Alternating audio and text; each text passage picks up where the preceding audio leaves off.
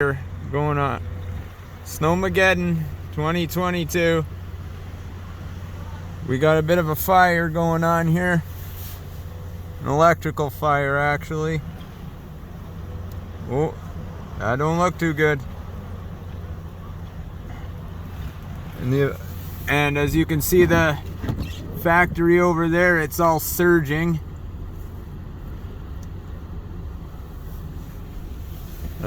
Got Orangeville Hydro guys over here. And remember, if you see downed power lines, stay 33 feet away.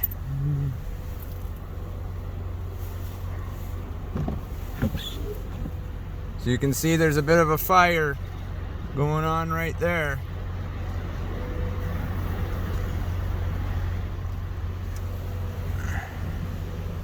Power outages. There was one power outage earlier on near my place today. And yeah,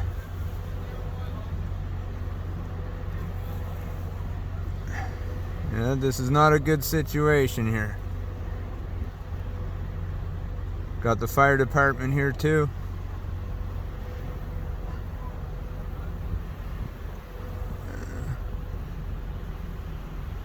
Stay safe, everybody.